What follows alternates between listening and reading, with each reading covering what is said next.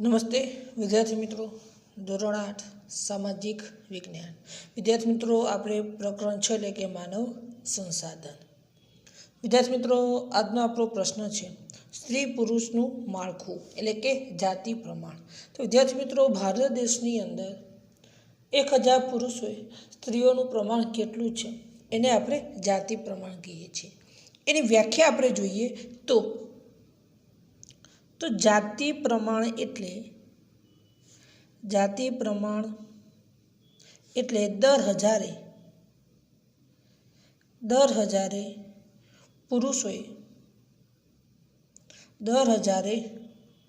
पुरुषोए स्त्रीओनुं प्रमाण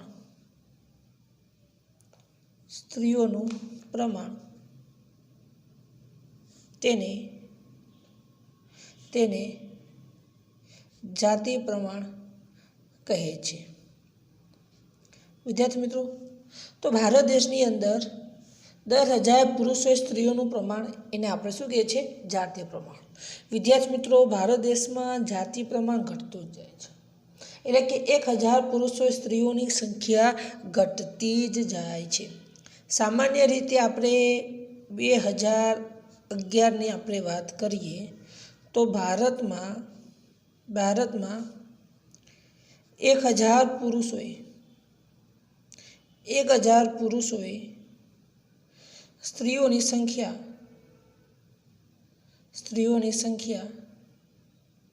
940 छे। तो आखा भारत देश में 1000 पुरुषोए स्त्रीओनी संख्या केटली छे 940। तमे जो वधारे न कहेवाय। तो भारत देश में पुरुषों करता स्त्रीओनी संख्या घटती जाए छे ए चिंतानो विषय है। 10,940 स्त्रीओ छे एटले के स्त्रीओनी संख्या ओછી छे। गुजरातनी आपणे वात करीए विद्यार्थी मित्रों तो गुजरात में 1000 पुरुषोए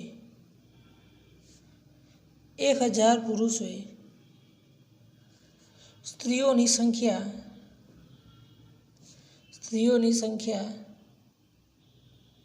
918 छे। तो गुजरात में पण ओछुं छे। तमे जो गुजरात में तो भारत करता पण ओछुं कहेवाय। गुजरात में 1000 पुरुषोए स्त्रीओनी संख्या 918 छे। तो भारत देशनी अंदर धीरे धीरे जे भ्रूण हत्याओ थई रही छे एना कारणे आज स्त्रीओनी संख्या घटी रही छे। आ बाबत आपणे ध्यानमां राखवा जेवी छे। विद्यार्थी मित्रों परीक्षा में आ बंने प्रश्न पूछाय छे। पहलो प्रश्न पूछाय कि स्त्री पुरुषनु जाति प्रमाण एटले शुं। तो जाति प्रमाण एटले के 10,000 पुरुषोए स्त्रीओनी प्रमाण जेने जाति प्रमाण कहेवामां आवे छे। एटले के 1000 पुरुषोए स्त्रीओनी संख्या जेने आपणे जाति प्रमाण कहेवाय। भारत में 1000 पुरुषोए स्त्रीओनी संख्या 940 छे। गुजरात में 1000 पुरुषोए स्त्रीओनी संख्या 918 छे। तो परीक्षा में प्रश्न पूछा कि भारत में 1000 पुरुषोए स्त्रीओ केटली तो 940। गुजरात में 1000 पुरुषोए स्त्रीओनी संख्या केटली छे 918 छे। हवे आपणे सौथी वधुनी आपणे वात करीए तो विद्यार्थी मित्रों केरल में 1000 पुरुषोए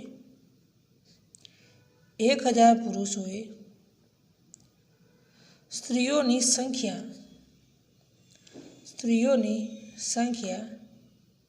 1084 है।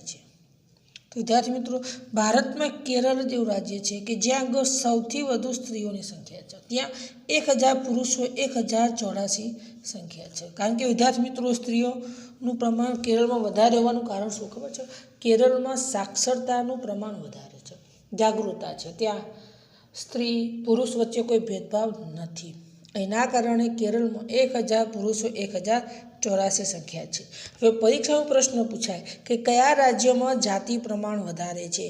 तो केरल में जाति प्रमाण वधारे छे ज्यां 1000 पुरुषों स्त्रीओनी संख्या 1084 जेटली छे। विद्यार्थी मित्रों हवे आपणे जोईए साक्षरता। तो विद्यार्थी मित्रों देशनी अंदर साक्षरतानुं प्रमाण केटलुं छे। साक्षरता एटले के शिक्षित व्यक्तिओ एने आपणे शुं कहीए छीए साक्षरता। हमेशा एक बाबत ध्यान में राखवा जेवी छे कि कोईपण देश होय કોઈ પણ દેશનો વિકાસનો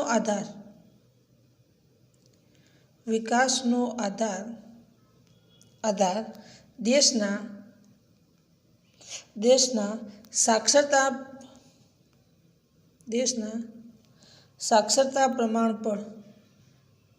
સાક્ષરતા પ્રમાણ પર રહેલો છે. તો વિદ્યાર્થી મિત્રો, આજે દેશની અંદર કોઈ પણ દેશ હોય, એ ભારત હોય, અમેરિકા હોય કે પાકિસ્તાન હોય કે વિશ્વનો કોઈ પણ દેશ હોય, એ દેશનો વિકાસ દેશની સાક્ષરતા પર આધારિત છે. એટલે કે દેશની અંદર જેટલા લોકો ભણેલા ગણેલા હશે એ દેશનો વિકાસ ઝડપી થશે. વિદ્યાર્થી મિત્રો, કલ્પના કરો કે જે દેશમાં અભણ લોકોની સંખ્યા વધારે હશે, શું એ દેશનો વિકાસ થઈ શકશે? ના. તો એટલા માટે દેશનો વિકાસ દેશની સાક્ષરતા પર રહેલો આપણને જોવા મળી રહ્યો છે. સાક્ષરતાની વ્યાખ્યા જોઈએ વિદ્યાર્થી મિત્રો, તો સાક્ષરતાની વ્યાખ્યા આ પ્રમાણે થાય. તો 6 વર્ષથી, યાદ રાખજો, 6 વર્ષથી વધુ વય જૂથની કોઈ પણ વ્યક્તિ, ધ્યાન રાખજો ખાસ, કોઈ પણ વ્યક્તિ કોઈ એક ભાષા વાંચી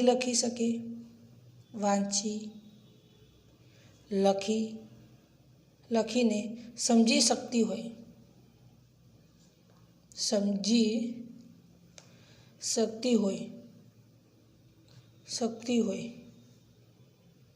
તે સાક્ષર વ્યક્તિ ગણાય. તો વિદ્યાર્થી મિત્રો, આપણે જોઈ ગયા કે કઈ વ્યક્તિ સાક્ષર ગણાય, એટલે કે કઈ વ્યક્તિ શિક્ષિત ગણાય. તો 6 વર્ષથી વધુ વય જૂથ, કારણ કે વિદ્યાર્થી મિત્રો 1 થી 5 વર્ષ સુધી બાળકો ભણતા નથી. આપણે ધોરણ 1માં એડમિશન ક્યારે લઈએ છીએ? કે જ્યારે આપણે 6 વર્ષના થઈએ ત્યારે. તો 6 વર્ષથી વધુ વય જૂથનો કોઈ પણ વ્યક્તિ હોય, કોઈ પણ એક ભાષા વાંચી લખી અને સમજી શકે તો હોય, એને આપણે શું કહીએ છીએ? સાક્ષર વ્યક્તિ ગણાય છે, એટલે કે શિક્ષિત. દુનિયામાં શિક્ષણ લેવું જરૂરી છે. વિદ્યાર્થી મિત્રો, ભારત દેશમાં રાઇટ ટુ એજ્યુકેશન દ્વારા આજે મફત આપણને ભણાવવામાં આવી રહ્યા છે, જેથી કરીને સાક્ષરતાનું પ્રમાણ શું થાય? વધે. વિદ્યાર્થી મિત્રો, ભારત દેશમાં ધીરે ધીરે સાક્ષરતાનું પ્રમાણ વધતું જાય છે, કારણ કે સરકારી શાળામાં આપણને મફત શિક્ષણ મળવા લાગ્યું. બીજું કે ધીરે ધીરે લોકોની અંદર પણ જાગૃતતા આવી કે આપણે જો ભણતા હશું તો આપણે સારું કામ કરી શકીશું, સારા ઉદ્યોગ કરી શકીશું, આપણને કોઈ છેતરી નહીં શકે. એટલા માટે સાક્ષર પણ હોવું જરૂરી છે. એટલા માટે મોટાભાગના લોકો પ્રાથમિક શિક્ષણ તો શું કરવા લાગ્યા છે? મેળવવા જ લાગ્યા છે. એટલા માટે ધીરે ધીરે આપણા દેશની અંદર સાક્ષરતાનું પ્રમાણ શું થઈ રહ્યું છે? વધી રહ્યું છે. વિદ્યાર્થી મિત્રો, ભારત દેશનું સાક્ષરતાનું પ્રમાણ આપણે વાત કરીએ તો 2011માં ભારતમાં 74.4% જેટલો સાક્ષરતા હતો. તો ભારતમાં 74.4% લોકો કેવા છે? સાક્ષર, એટલે કે શિક્ષિત છે. બાકીના લોકોએ શિક્ષણ મેળવ્યું નથી. ખાલી જગ્યામાં પ્રશ્ન પૂછાય કે ભારતનો સાક્ષરતા દર કેટલા ટકા છે? 74.4% સાક્ષરતા દર છે. વિદ્યાર્થી મિત્રો, આપણે જો ગુજરાત રાજ્યની આપણે વાત કરીએ તો ગુજરાતનું સાક્ષરતા દર કેટલું છે? તો ગુજરાતનું સાક્ષરતા દર છે 79.31% સાક્ષરતા છે. તો ગુજરાતમાં સાક્ષરતા દર 79.31% લોકો સાક્ષરતા છે, એટલે કે ધીરે ધીરે સાક્ષરતા વધી જ રહી છે. પણ ભારતમાં સૌથી વધુ સાક્ષરતા ધરાવનારું રાજ્ય કયું છે? ખબર છે? કેરળ. ધ્યાન રાખજો, કેરળ સૌથી વધુ સાક્ષરતા ધરાવનારું રાજ્ય છે. કારણ કે કેરળમાં 93.91% લોકો સાક્ષર છે. કેટલા? 93.91% લોકો સાક્ષર છે, એટલે કે શિક્ષિત વ્યક્તિઓ છે. પરીક્ષામાં પ્રશ્ન પૂછાય કે ભારતમાં સાક્ષરતાનું પ્રમાણ કેટલું છે? 74.4, ગુજરાતમાં 79.31 અને કેરળમાં સૌથી વધુ છે 93.91 સાક્ષરતા દર આજે ક્યાં છે? કેરળમાં આપણને જોવા મળી રહ્યો છે. વિદ્યાર્થી મિત્રો, હવે આપણે જોઈએ વસ્તીમાં આવતા પરિવર્તનો. વિદ્યાર્થી મિત્રો, વસ્તીમાં કયા કારણોસર પરિવર્તન આવે એના વિશે આપણે જોઈએ. તો પહેલું છે સંખ્યાત્મક પરિવર્તન, એટલે કે વસ્તીની સંખ્યામાં પરિવર્તન થાય છે. કયા કારણે પરિવર્તન થાય છે એના વિશે આપણે જોઈએ. તો આજે ક્યાંક વસ્તીમાં વધઘટ થતી જોવા મળે. તો ધ્યાન આપો, વધઘટ થતી જોવા મળે છે. એટલે કે વિદ્યાર્થી મિત્રો આપણે જોઈએ તો કોઈ જગ્યાએ વસ્તીમાં એટલે કે વધારો થાય તો કેટલીક જગ્યાએ ઘટાડો પણ થતો જોવા મળી રહી છે. દાખલા તરીકે આજે ગામડામાં વસ્તી ઘટી રહી છે અને શહેરમાં વધી રહી છે. તો આ સંખ્યાત્મક પરિવર્તન આપણે કહેવામાં આવે છે. વિદ્યાર્થી મિત્રો, સંખ્યાત્મક પરિવર્તન થવા પાછળનું કારણ છે સ્થળાંતર. તો વિદ્યાર્થી મિત્રો, આજે સ્થળાંતર થવાના કારણે સંખ્યાત્મક પરિવર્તન આવી રહેલું છે. સંખ્યાત્મક પરિવર્તન થઈ રહ્યું છે. વિદ્યાર્થી મિત્રો આપણે જોઈએ તો હમણાં જ મેં તમને ઉદાહરણ આપ્યું કે જે રીતે ગામડાના લોકો શહેરમાં આવી રહ્યા છે. કારણ કે શહેરમાં હશે તો એમને વિવિધ પ્રકારની માહિતી મળશે, સારું આરોગ્ય મળશે, સારું શિક્ષણ મળશે, રોજગારી મળશે અને એના જ કારણે લોકો શહેર તરફ આકર્ષી રહ્યા છે. જ્યારે ગામડામાં ઉદ્યોગોનો અભાવ, રોજગારીનો અભાવ, આવી દરેક ચીજવસ્તુનો અભાવને કારણે ગામડામાં સંખ્યા ઘટી રહી છે. વિદ્યાર્થી મિત્રો, સંખ્યાત્મક પરિવર્તન થવા પાછળનું બીજું કારણ કયું હોઈ શકે? તો ભૂમિહીન એટલે કે જમીન વિહોણા લોકો. વિદ્યાર્થી મિત્રો, જે લોકોની પાસે જમીન નથી અથવા તો જમીન ઓછી છે એ લોકો પોતાની રોજગારી માટે ક્યાં આવી રહ્યા છે? શહેરમાં. તો શહેરમાં સંખ્યા વધે અને ગામડામાં સંખ્યા શું કરશે? ઘટી રહી છે. ત્યાર પછી જમીનનું ઓછું પ્રમાણ.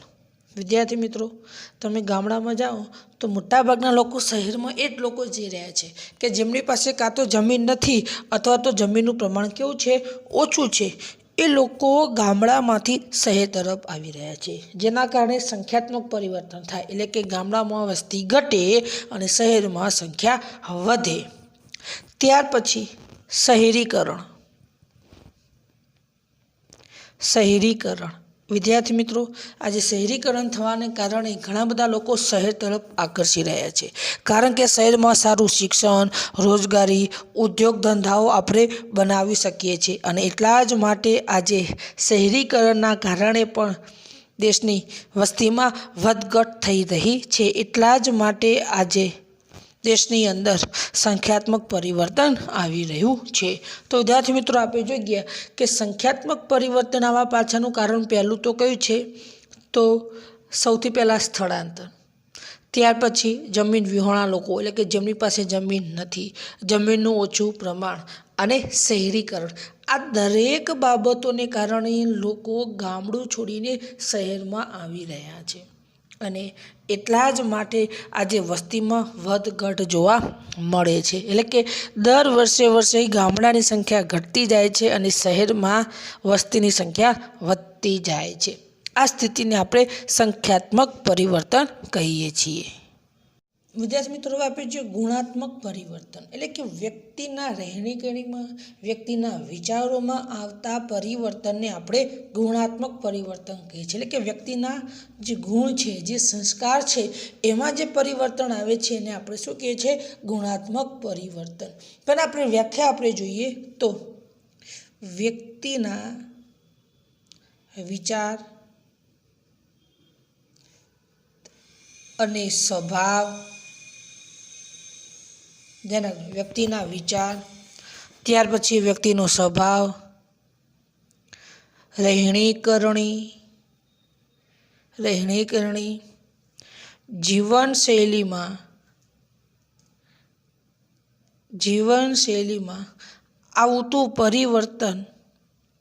આવતું પરિવર્તનને ગુણાત્મક પરિવર્તન કહે છે. તેને ગુણાત્મક પરિવર્તન કહે છે. વિદ્યાર્થી મિત્રો, આપણે જોઈએ કે વ્યક્તિના વિચારમાં કોઈ ફેરફાર આવે. દાખલા તરીકે વિદ્યાર્થી મિત્રો, તમે કોઈ સાધુ કે મહાત્માના સંપર્કમાં આવ્યા અને તમારા વિચારો બદલાય છે ને આપણે શું કહીએ છીએ? ગુણાત્મક પરિવર્તન. તો વ્યક્તિના વિચારો બદલાય. દેશના સૈનિકો જોઈને આપણાની અંદર રાષ્ટ્રવાદી ભાવના ઉદ્ભવ પામે, એ ગુણાત્મક પરિવર્તન કહેવાય. વ્યક્તિનો સ્વભાવ બદલાય. વિદ્યાર્થી મિત્રો, કોઈ કારણસર વ્યક્તિના સ્વભાવની અંદર કોઈ બદલાવ આવે એને આપણે શું કહીએ છીએ? ગુણાત્મક પરિવર્તન. બરાબર છે. ત્યાર પછી આગળ આપણે જોઈએ તો આજે રહેણી કરણી. વિદ્યાર્થી મિત્રો, વ્યક્તિ આજે કોઈ પણ જે જીવન જીવી રહ્યો છે, કેવું જીવન જીવી રહ્યું છે, એનાની અંદર કોઈ બદલાવ આવે એને આપણે ગુણાત્મક પરિવર્તન કે રહેણી કરણી કહીએ છીએ. ઘણા વ્યક્તિઓ મોજ શોખથી જીવન જીવતા હોય અને ત્યાર પછી ધીરે ધીરે સાદું જીવન જીવવા લાગે છે, તો આ પરિવર્તનને રહેણી કરણી પરિવર્તન કહેવાય. વ્યક્તિના જીવનશૈલીમાં પરિવર્તન આવે. દાખલા તરીકે કોઈ વ્યક્તિ સંસારિક જીવનમાં રહેતો હોય પણ અચાનક એ સાધુના વેશમાં આવી જાય છે, એને પરિવર્તનને આપણે જીવનશૈલી પરિવર્તન, જે ગુણાત્મક પરિવર્તન છે. તો વિદ્યાર્થી મિત્રો, એક વ્યાખ્યા પૂછાય કે ગુણાત્મક પરિવર્તન એટલે શું? તો વ્યક્તિના વિચાર અને સ્વભાવ, રહેણી કરણી, જીવનશૈલીમાં આવતું પરિવર્તનને આપણે ગુણાત્મક પરિવર્તન આપણે કહીએ છીએ. એની પાછળ ઘણા બધા કારણો હોઈ શકે છે. કોઈ રાષ્ટ્રીય ભાવના હોય, કોઈ સાહસ હોય, ખંત હોય. આ રીતે પોતાના જીવનની અંદર આવા અલગ અલગ પ્રકારના ગુણાત્મક પરિવર્તનો આવતા જોવા મળી રહ્યો છે. ત્યાર પછી વિદ્યાર્થી મિત્રો, આપણે જોઈએ તો ધાર્મિક જૂથ.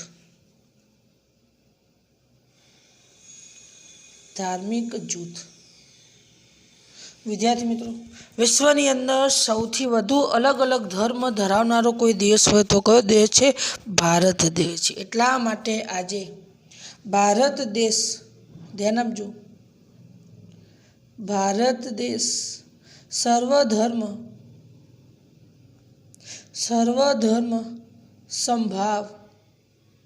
સંભાવ ધરાવતો દેશ છે. તો વિદ્યાર્થી મિત્રો, ભારત દેશ એવો દેશ છે કે જે સર્વધર્મ સંભાવ ધરાવનારો દેશ છે. એટલે કે આપણે કોઈ પણ ધર્મ સાથે ભેદભાવ રાખતા નથી. ભારતમાં દરેક ધર્મની પ્રજા આપણા ભારત દેશમાં શું કરે છે? વસે છે. પછી કોઈ પણ ધર્મની હોય છતાં પણ આપણે જોઈએ તો ભારતમાં હિન્દુ ધર્મની પ્રજા સૌથી વધારે છે. વિદ્યાર્થી મિત્રો, ધ્યાન રાખજો, ભારત દેશ એવો છે કે જ્યાં હિન્દુ ધર્મની પ્રજા કેવી છે? સૌથી વધારે. વિદ્યાર્થી મિત્રો, ભારત દેશમાં હિન્દુ ધર્મના લોકો સૌથી વધુ વસી રહ્યા છે. છતાં પણ આપણે કોઈ ભેદભાવ રાખતા નથી. હિન્દુ ધર્મ પછી ભારત દેશની અંદર આપણે જોઈએ તો ઇસ્લામ ધર્મ, પછી આપણે જોઈએ તો ખ્રિસ્તી, ત્યાર પછી શીખ છે, બૌદ્ધ છે, જૈન છે, ત્યાર પછી ધરથોસ્તી એટલે કે પારસી વગેરે ધર્મ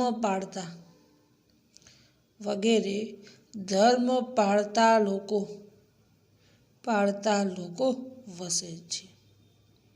તો વિદ્યાર્થી મિત્રો, તમે જુઓ, એક ભારત દેશ એક એવો દેશ છે કે જ્યાં જુદા જુદા ધર્મની પ્રજા શું કરી રહી છે? વસી રહી છે. દાખલા તરીકે આપણે જોઈએ તો ભારતમાં સૌથી વધુ હિન્દુ ધર્મની પ્રજા સૌથી વધારે છે. ત્યાર પછી ઇસ્લામ, ખ્રિસ્તી, શીખ, બૌદ્ધ, જૈન, જરથુસ્તી વગેરે ધર્મ પાળતા લોકો આપણા ભારત દેશમાં વસવાટ કરી રહ્યા છે. છતાં પણ આપણે કોઈ પણ ધર્મ સાથે ભેદભાવ રાખતા નથી, કારણ કે ભારત દેશ સર્વ ધર્મ સમભાવ ધરાવનારો શું છે? દેશ છે. આજે આપણે બધા હળી મળીને આપણે સાથે રહીએ છીએ. ત્યાર પછી વિદ્યાર્થી મિત્રો આપણે જોઈએ ભાષા જૂથ. વિદ્યાર્થી મિત્રો, ભારત દેશની અંદર દરેક રાજ્યને અલગ અલગ પોતાની માતૃભાષા છે. એટલા માટે ભારત દેશ ઘણો બધો વિવિધતા ધરાવનારો છે અને એટલા માટે ભારતમાં વિવિધ ભાષા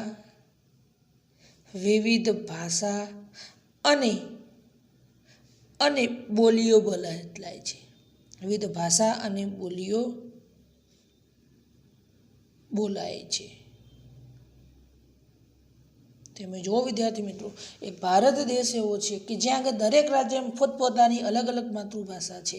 ગુજરાતમાં ગુજરાતી, મહારાષ્ટ્રમાં મરાઠી, તમિલનાડુમાં તમે જાઓ તો તમિલ, કેરળમાં મલયાલમ, આંધ્રપ્રદેશમાં તેલુગુ, રાજસ્થાનમાં હિન્દી, પંજાબમાં પંજાબી, આવી અલગ અલગ પોતાની માતૃભાષા બોલાય છે. દરેકની ભાષા અલગ, બોલી અલગ પણ આપણને જોવા મળતી હોય છે. આ ભારતની વિવિધતા છે. તમે અમેરિકા જાઓ તો ફક્ત ઇંગ્લિશ ભાષા જ બોલનારા લોકો તમને જોવા મળશે, જ્યારે ભારતમાં તો દરેક રાજ્યોમાં અલગ અલગ માતૃભાષા બોલનારા લોકો વસવાટ કરી રહ્યા છે. આજે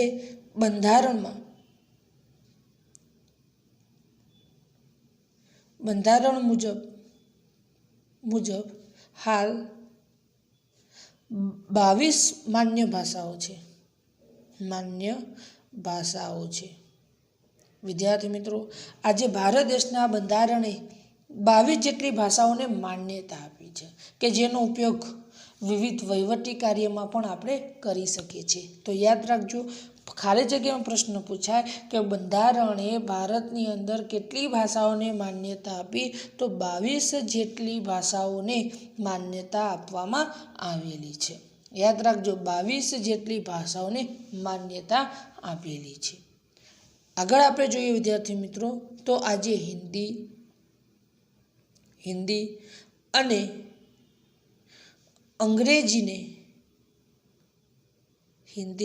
અને અંગ્રેજીને સત્તાવાર ભાષાનો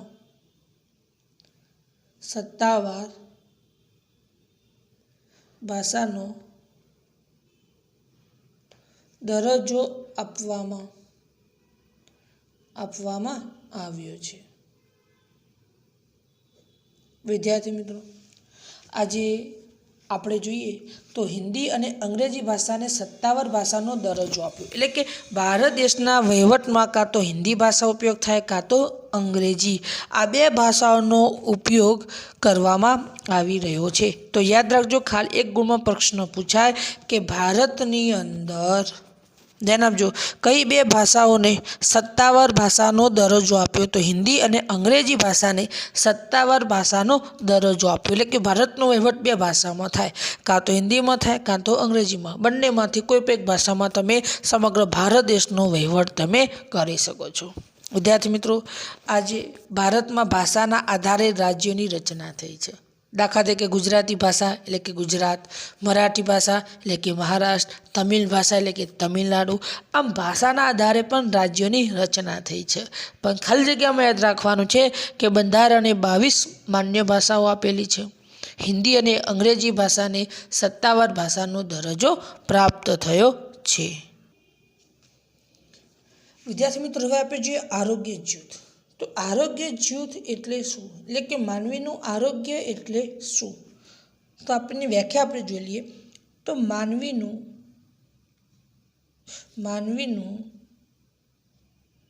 આરોગ્ય એટલે શારીરિક,